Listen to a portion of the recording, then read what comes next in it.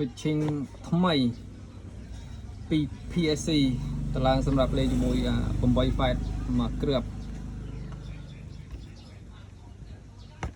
អានេះខ្ញុំបានអាប់ដេតថ្មីគឺប្រើ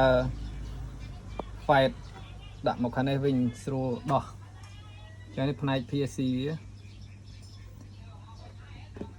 អានេះខ្ញុំអាប់ដេតប្រើកុងតាក់បជាត្រាយវាដើម្បីឲ្យវាងាយបជាបិទបើកកុងតាក់ហ្នឹងដោយសារតែពូប្រភេទប្រើ PSC នេះពេល start ដំបូងវាតឹងខ្លាំងចរន្តវាឡើងខ្ពស់អញ្ចឹងយើងប្រើហ្នឹងទៅនៅពេលដែលភ្លើង AC ចូលដំបូងគឺវាមកឆាចកងដងនេះសិនបានយើងអាចបជាបើកអានេះបានវាអត់តឹងអញ្ចឹងខ្ញុំដាក់តេស្តឲ្យមើល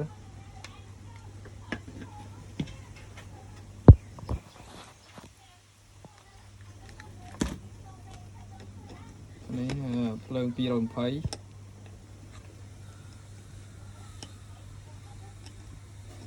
លឹបចឹងអានេះខ្ញុំតេស្តឲ្យមើលលេងផ្នែក PSC អញ្ចឹងត្រាយជាងគេវាប្រហែលវ៉ុល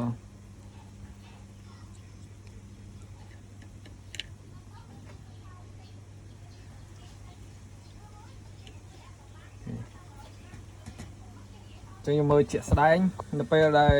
យើងប្រើភ្លើង220ចូលដំបូងគឺចរន្តវាឡើងខ្ពស់ដោយសារតែកង់ដង3គ្រាប់ហ្នឹងវិសាពេលដំបូងគឺចរន្តវាឡើងខ្លាំងអញ្ចឹងខ្ញុំបើកភ្លើងទន់វិញមើលទៅចរន្តវាឡើងខ្លាំងមែនអត់លឹបអញ្ចឹងដោយសារតែចរន្តពេល start ដំបូងគឺចរន្តវាឡើងខ្ពស់អញ្ចឹងវាធាក់មកអំពូលនេះលោតរហូតដល់វិសាពេញកង់ដងនេះបានវាដើរស្រួលធម្មតាវិញចានេះត្រាយអត់ទាន់ដើរទេយើងបជាកង់តាក់មួយនេះងាយស្រួលក្នុងការបជាបើកត្រាយរបស់វាលឹបឬភ្លើង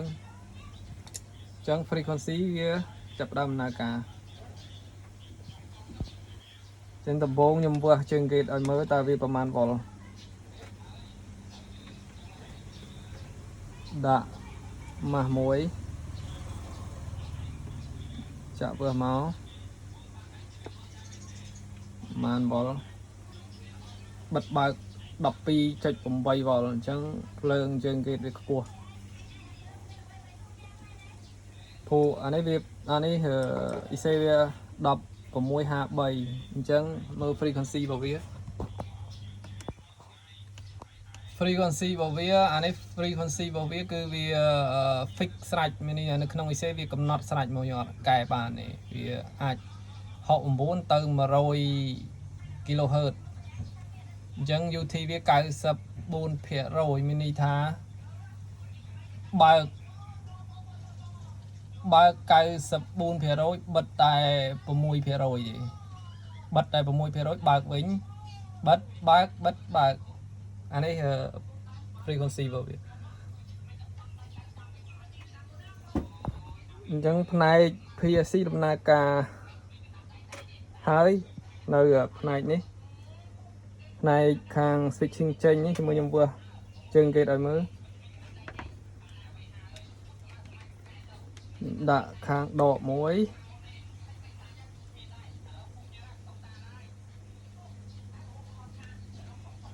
ខាងបូកមួយ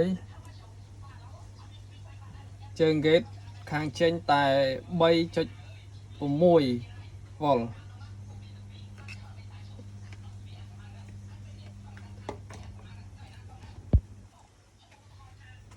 ដំណើរការ A ហ្មងអញ្ចឹងយើងបញ្ជាកុងតាក់បិទលឹបដាច់ទាំងអស់ដាច់ទាំងអានេះដាច់ទាំងអានេះប៉ុន្តែភ្លើងវានៅសាកនៅកង់ដងនៅឡើយអញ្ចឹងអានេះគឺដំណើរការរបស់វាងាយស្រួលនៅក្នុងការ start ដំបូងអូខេ